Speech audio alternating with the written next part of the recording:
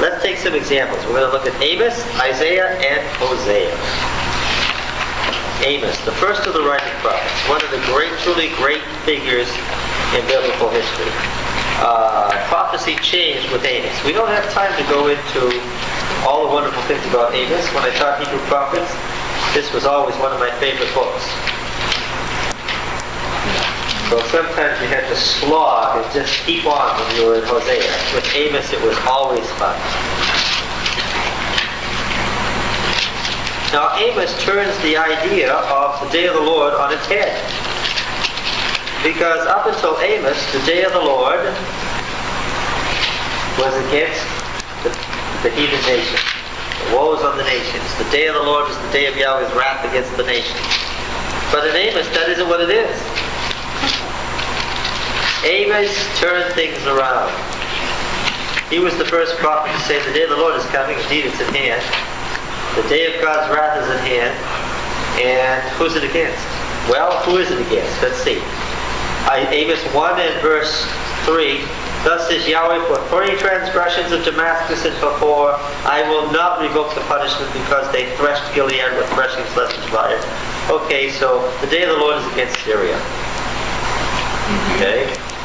Verse 6, for thus says Yahweh, for 3 transgressions of Gaza and for 4, for one after another, I will not revoke punishment because they carried into exile a whole people to deliver them up to Edom. So the day of the Lord is against Philistia. Okay, verse 9, for 3 transgressions and for 4, I will not revoke the punishment against Tyre. So Phoenicia, the day of the Lord is against Phoenicia.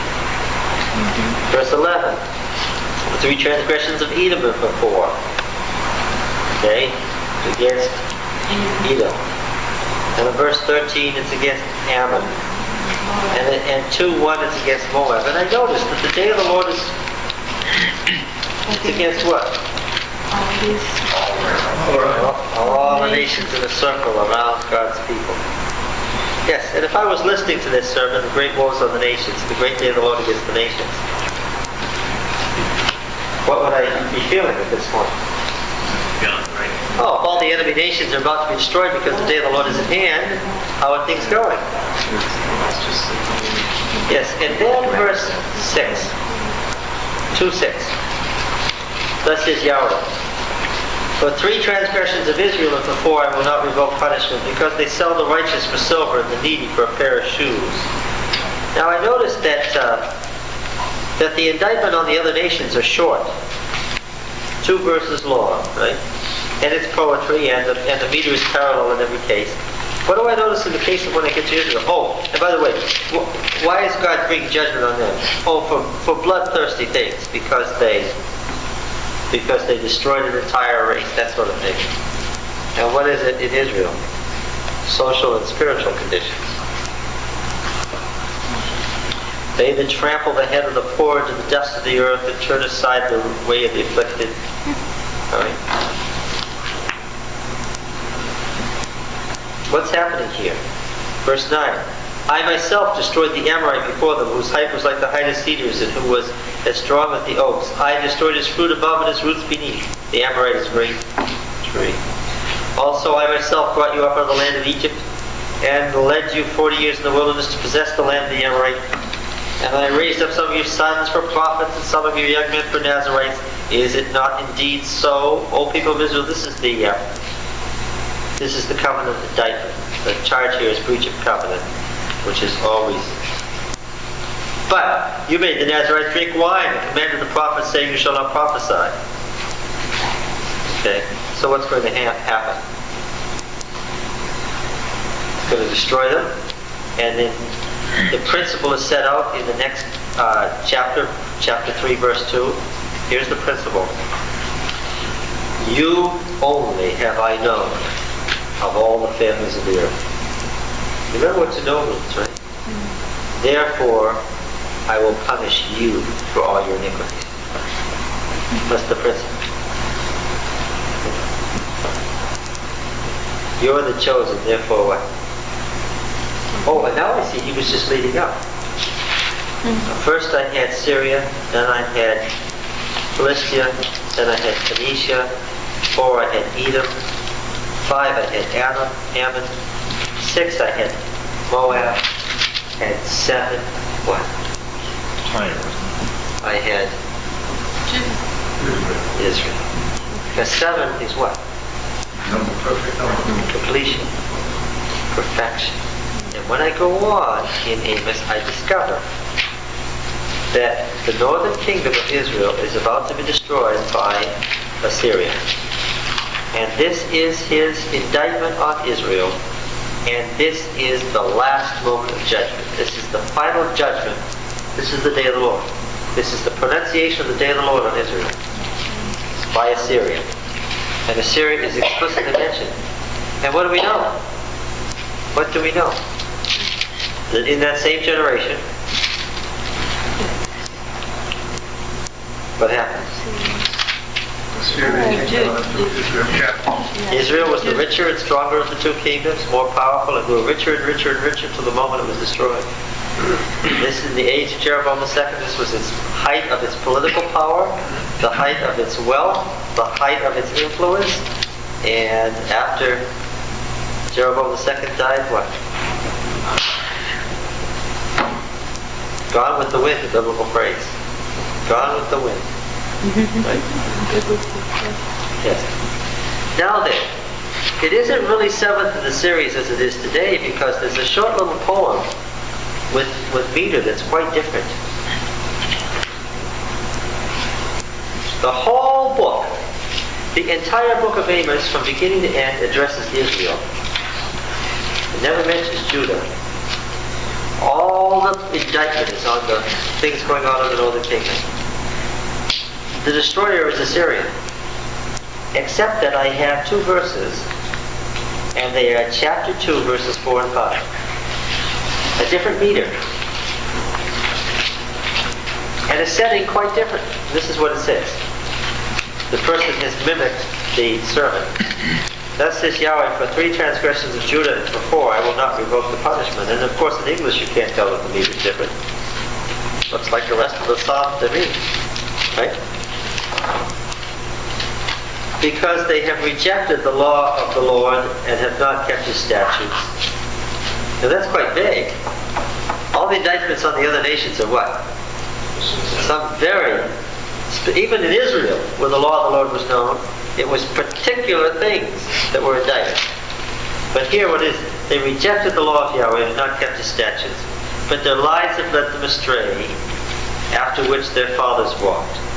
So I will send a fire on Judah, and it will devour the strongholds of Jerusalem.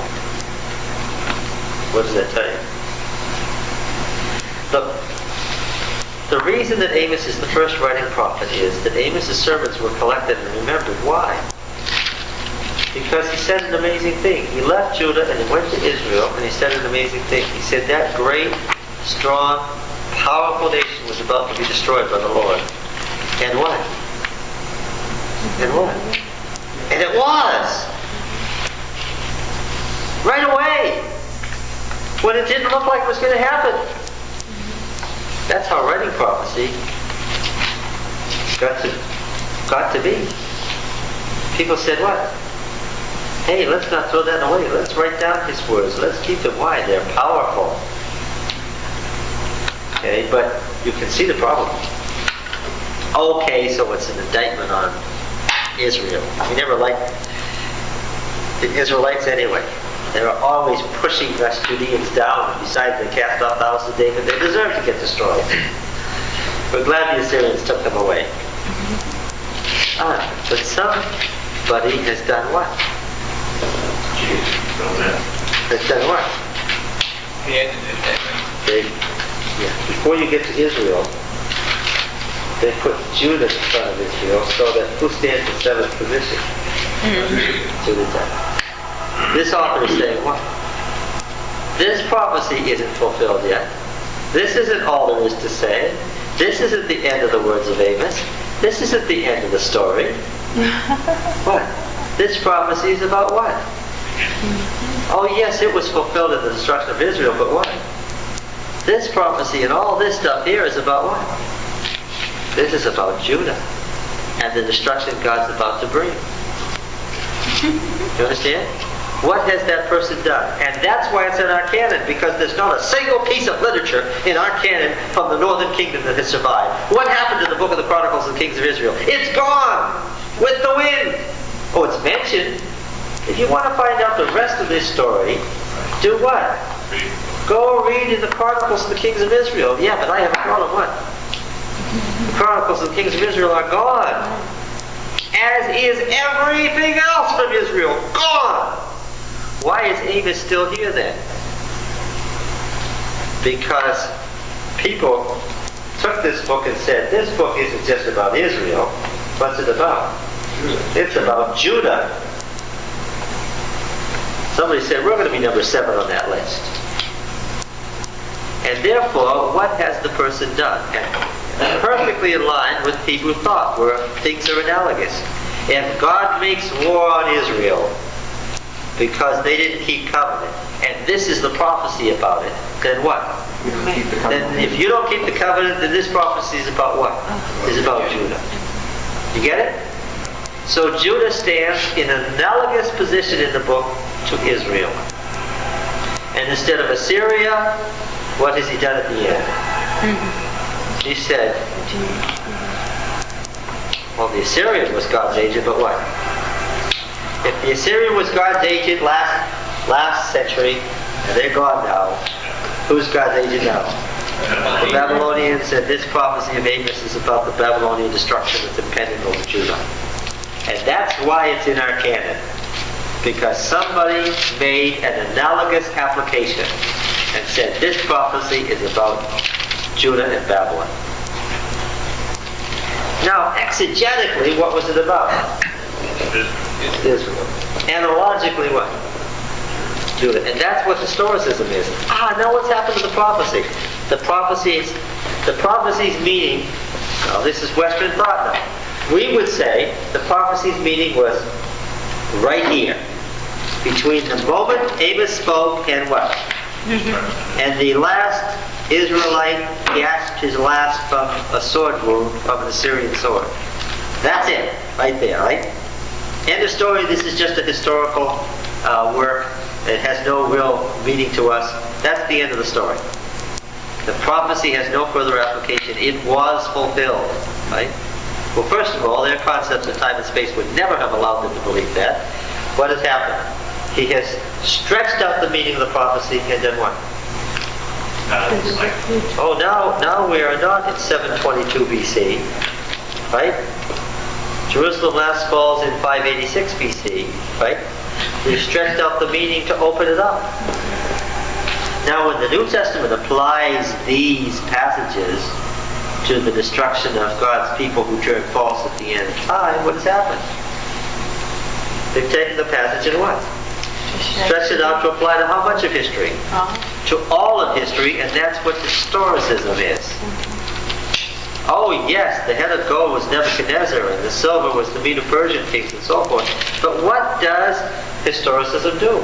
It stretches those prophecies out over history. So that the prophecy begins with Nebuchadnezzar and ends what? It ends when human history ends. That's what historicism is. It's the concept of analogizing prophecy so that it continues to be contemporary.